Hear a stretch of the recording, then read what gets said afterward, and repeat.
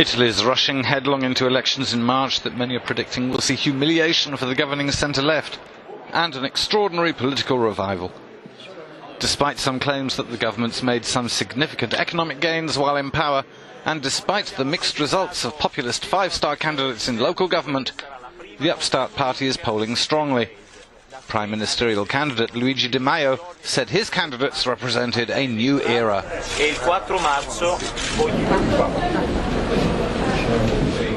Definitely of another era, and banned from office for fraud, former Prime Minister Silvio Berlusconi is positioning himself as the known quantity and statesman, faced with inexperience and division, and has allied his Forza Italia conservatives with the far-right and Northern League nationalists. The centre-left Democratic Party is reeling, disunited and now angry that leader Matteo Renzi appears to have strong-armed loyalists into safe seats in the just concluded selection process. The Trump administration has named scores of senior Russian officials and businessmen close to the Kremlin. A who's who of Russia's elite, the US Treasury Department report provided to Congress has already been dubbed the Putin or oligarchs list.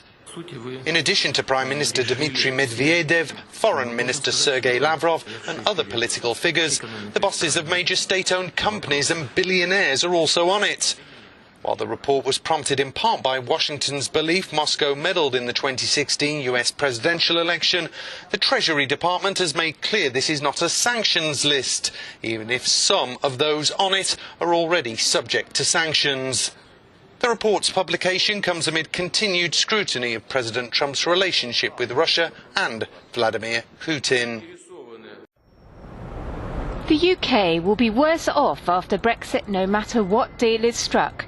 So says a government assessment leaked to BuzzFeed. The report says that under a comprehensive free trade agreement with the EU, UK growth would be 5% lower over the next 15 years compared to current forecasts.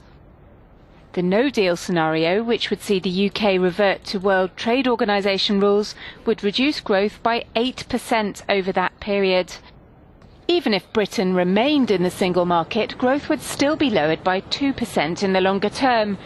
The report suggests every sector of the economy and every UK region would be negatively impacted in all scenarios, with London's status as a financial centre seriously eroded. A government spokesperson said it wasn't prepared to provide a running commentary on any aspect of ongoing work. Leading Brexiteers have dismissed the report. Protests have taken place in Lebanon after the Foreign Minister Gibran Basil was filmed calling Parliamentary Speaker Nabi Berri a thug. Supporters of Berri burnt tyres in the streets and carried flags of his Shiite Amal movement. It highlights tensions between Berri and President Michel Aoun, who's Basil's father-in-law. Basil said Berri has a problem with the president, but why is he involving me or expats? He's trying to create divisions by asking Shiites to boycott any conference by threatening their businesses. This is a thug and not a president of a parliament.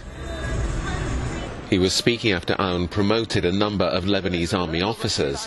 One Amal supporter said Basil is saying words bigger than him. He's not up to the standard of Mr. Berri. Mr. Berri is one of the pillars of Lebanon. This is not acceptable. We support Speaker Berri. Another said, we went down to the streets without any orders from the Amal movement. The Amal movement is a social phenomenon that anyone can be affected by, be it a member of the Amal movement or not. Nabi Berri is not a militia. Nabi Berri is the Speaker of the Lebanese Parliament, and we are Lebanese citizens. Basil's remarks were also rejected by Hezbollah, who are allies of Aoun, but also supporters of Berri's Amal movement. In a statement, the organisation said such comments do not build a state, but create more crises and disunity. More than 1,500 delegates have been taking part in the Syrian National Dialogue Congress in Sochi, but the opposition umbrella group, the High Negotiations Committee, aren't there. Syria's main Kurdish group also stayed away from the Russian-brokered peace talks because of the Turkish offensive in Afrin. But the Moscow platform, which claims to represent Syrian opposition groups, is there.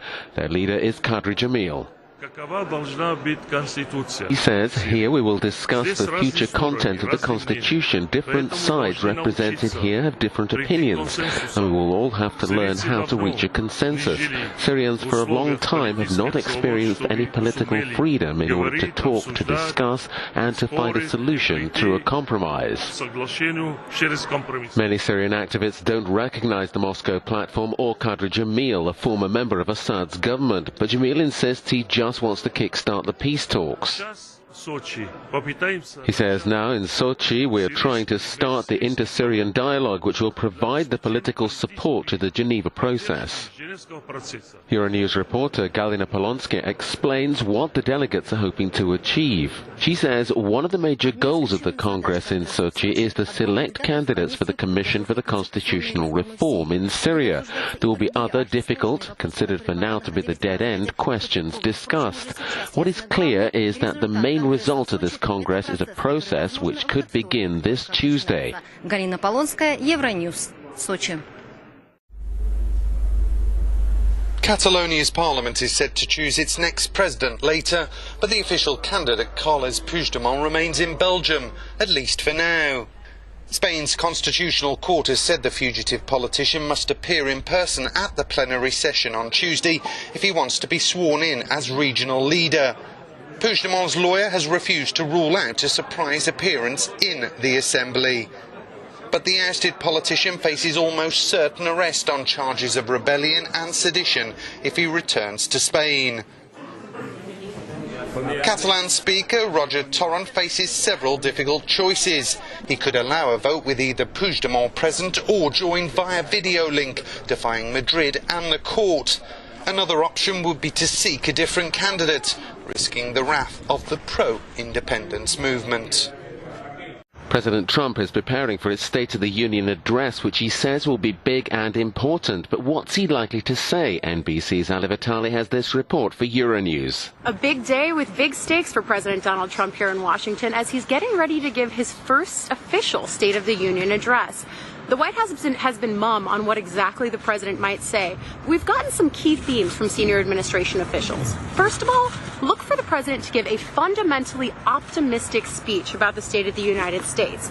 He's going to present a safe, strong, and proud American vision that gives not just America's place in the world, but America's place in the world as Donald Trump would like it to be.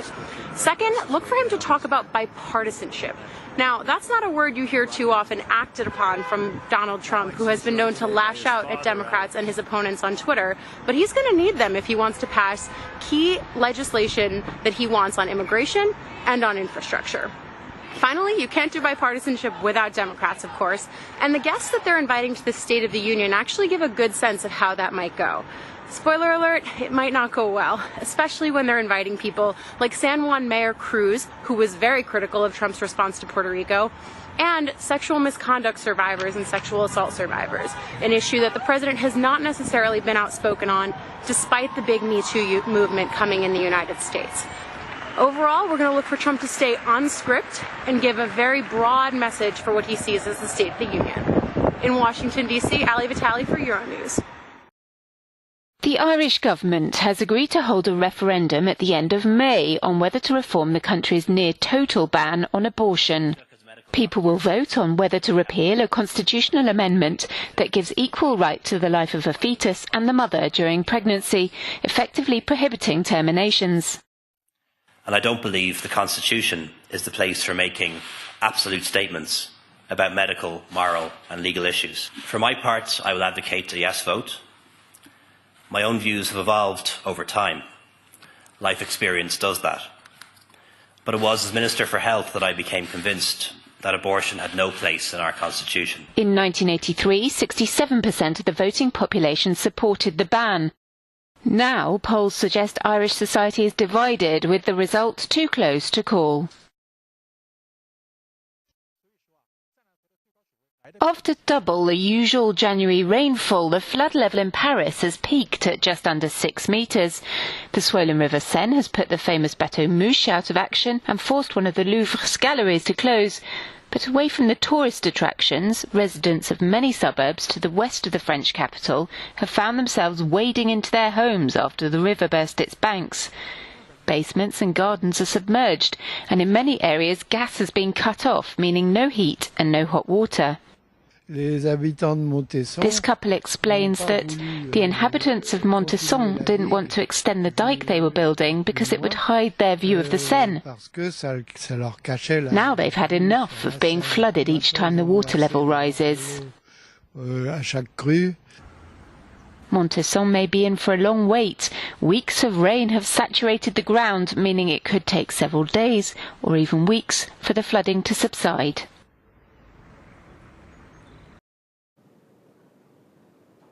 É Repórter na Caminda, despesa e espaço comercial na continuação.